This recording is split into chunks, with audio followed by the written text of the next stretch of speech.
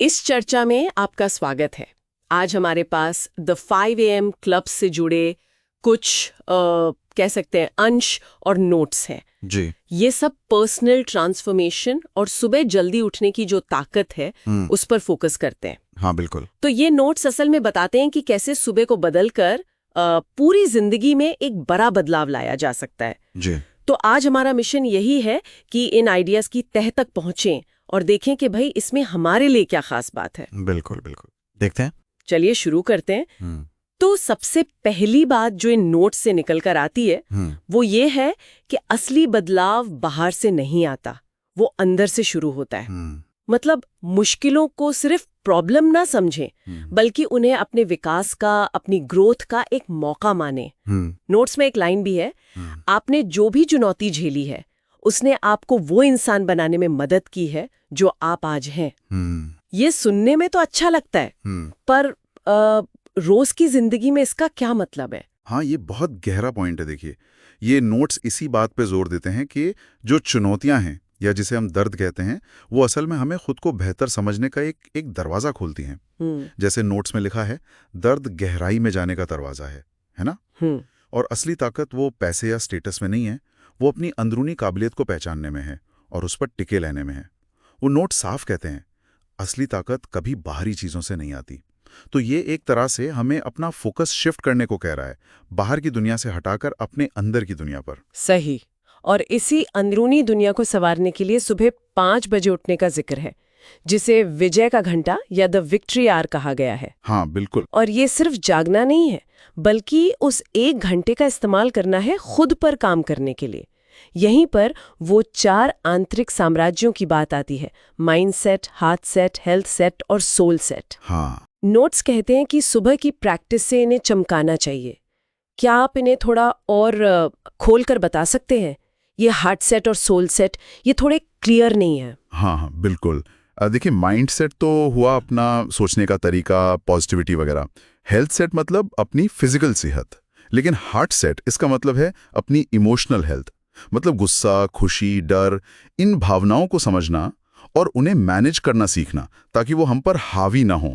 अच्छा। और soul set का मतलब है अपने अंदर की शांति, अपने कोर वैल्यूज, अपने पर्पस से जुड़ाव महसूस करना। एक तरह से स्पिरिचुअल वेलनेस कह सकते हैं। तो नोट्स के मुताबिक इन चारों पर सुबह काम करने से दिन भर के लिए एक मजबूत फाउंडेशन तैयार होता है। दिलचस्प है। मतलब सिर्फ जल्दी उठ जाना ही काफी नहीं है, उस टाइम को सही तरीके से इस्तेमाल करना जरूरी है। बिल्कुल। नोट्स में उत्कृष्टता के लिए गहराई यानी डेप्थ पर भी जोर दिया गया है, सतहीपन यानी सुपरफिशियलिटी के बजाय। कहा गया है, अपने फील्ड में लीड करना है तो गहराई के कलाकार बने। सही कहा। और ये आजकल की जो भागदौड़ वाली दुनिया है ना, जहां मल्टीटास्किंग पर इतना फोकस है, ये उसके थोड़ा उलट जाता है। नोट्स कहते हैं कि किसी एक चीज में मास्टरी हासिल करनी है तो उसमें गहराई तक उतरना जरूरी है, एकदम डीप डाइव करना। हालांकि इसमें एक चेतावनी भी है, वो जीनियस का डार्क साइड वाली बात। हाँ कि कभी कभी किसी चीज में बहुत ज्यादा डूब जाने से पर्सनल लाइफ या रिश्तों पर असर पड़ सकता है। तो एक बैलेंस बनाए रखने की जरूरत है। अच्छा, तो ये सिर्फ फिलॉसफी नहीं है, इसमें प्रैक्टिकल सलाह भी है। जैसे इच्छा शक्ति, विल पावर, उसे एक मसल की तरह बताया गया है। बिल्कुल। नोट्स कहते हैं जितना ज्यादा ऐसे खींचोगे उतनी मजबूत होगी। तो मतलब मुश्किल काम जानबूझकर करने से इच्छा शक्ति बढ़ाई जा सकती है। हाँ बिल्कुल। जैसे जिम में वजन उठाते हैं, मसल बनती है, ठीक वैसे ही जानबूझकर खुद को चैलेंज करने से, डिसिप्लिन में रहने से विल पावर स्ट्रांग होती है। और ये सिर्फ कहने की बात नहीं, इसके पीछे साइंस भी है। नोट्स में न्यूरोप्लास्टिसिटी का जिक्र आता है। अच्छा, न्यूरोप्लास्टिसिटी। हाँ, यानी हमारा दिमाग बदल सकता है, नई आदतें सीख सकता है, नई न्यूरल पाथवेज बना सकता है, चाहे हमारी उम्र कुछ भी हो। हमारा मस्तिष्क जीवन भर विकसित हो सकता है। ये बड़ी पावरफुल बात है। हाँ, ये तो है। और इसी से जुड़ी है वो आदत बनाने वाली बात। हाँ, वो 66 दिन का नियम। मैंने भी पढ़ा। नोट्स में यूनिवर्सिटी कॉलेज लंदन की रिसर्च का हवाला है कि कोई नई आदत पक्की होने में, मतलब ऑटोमेटिक होने में, औसतन 66 दिन लगते हैं। ये तो काफी लंबा टाइम है। और यही पॉइंट है। नोट्स यही बताते हैं कि शुरू में मुश्किल होती है, बहुत एफर्ट लगता है, लेकिन लगातार करते रहने से वो आसान होता जाता है और फिर एक पॉइंट पर वो आपकी आदत बन जाता है, बिना सोचे समझे होने लगता है। ये द 66 डे मिनिमम हमें सब्र और कंसिस्टेंसी की अहमियत सिखाता है। ये कोई ओवरनाइट मैजिक नहीं है। सही बात। और इसी से जुड़ी है वो छोटी छोटी जीतों, माइक्रो विन्स की ताकत। हाँ, कि रोजाना सिर्फ 1% सुधार भी साल के अंत तक कितना 365% से ज्यादा का बदलाव ला सकता है।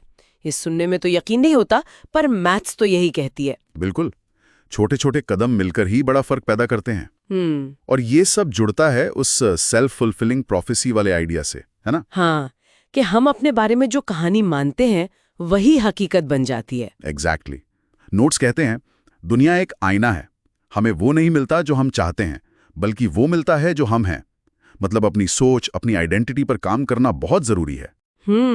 और साथ ही ये नोट्स पॉजिटिव माहौल और अच्छे लोगों के साथ रहने पर भी जोर देते हैं, और नेगेटिव या वो जिन्हें खराब लोग कहा गया है उनसे दूरी बनाने की सलाह देते हैं। हाँ, क्योंकि हम जिनके साथ रहते हैं वैसे ही धीरे धीरे बनने लगते हैं। बिल्कुल, असर तो पड़ता है। तो ये सब अंदरूनी काम पर, इनर वर्क पर बहुत ज्यादा फोकस है। हाँ, बहुत ज्यादा।